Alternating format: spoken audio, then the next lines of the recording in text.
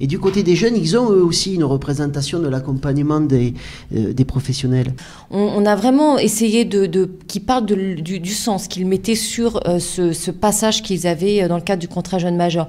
Donc c'était vraiment des questions autour de comment ils vivaient la relation donc avec les professionnels, comment ils se situent au niveau de la contractualisation, au niveau de leurs amis, au niveau de leur famille, etc. Et ça, il faut bien comprendre que tous les jeunes majeurs, ils sont bien conscients que c'est bien leur futur statut d'adulte qui se joue là, à ce moment-là. Donc en effet, il y a beaucoup de stratégies qui peuvent se mettre en place selon la façon dont ils vont vivre les contraintes, pareil comme les professionnels, les contraintes du contrat jeune majeur. Et les contraintes, et notamment aussi la façon dont ils vont pouvoir maîtriser leur avenir. Pour expliquer ce qui se passe, c'est qu'en effet, on se retrouve avec des jeunes qui ne sont pas du tout égaux face à la contractualisation. Tout à fait. Donc certains sont en capacité de négocier, parce que c'est bien une histoire de négociation, sont en capacité de négocier, et notamment parce que ce sont des jeunes, pour cela, qui maîtrisent leur avenir.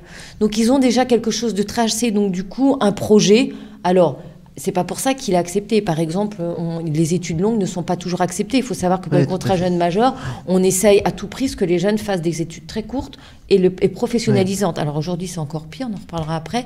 Mais voilà, donc après, c'est pour ça que je parle de négociation. Il y a des jeunes qui arrivent à se battre, etc.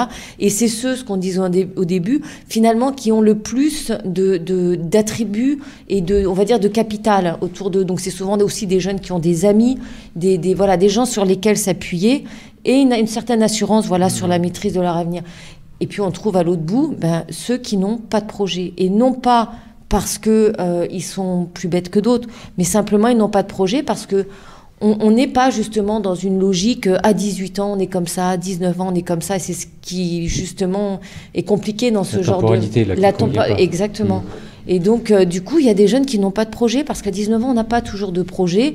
Et que, voilà. Et là, et c'est ce qui devient compliqué, c'est qu'au lieu de penser en tant que responsabilité collective, quand vous en parliez au début, savoir quelle responsabilité on a envers ces jeunes pour les aider à grandir, on réduit ça à des responsabilités individuelles. Et du coup, très vite, ça tourne.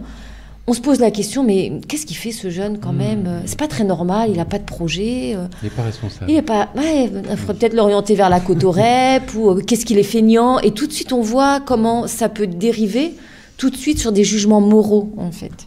Oui, donc la subjectivité. Oui. D'où la subjectivité, tout à fait. Alors que la question du désir pour soi, pour des jeunes ayant un parcours de protection de l'enfance, elle est souvent pas réglée du tout à 18-19 ans. Quoi. Exactement. Donc se projeter, c'est déjà ça. Quoi. Tout à fait.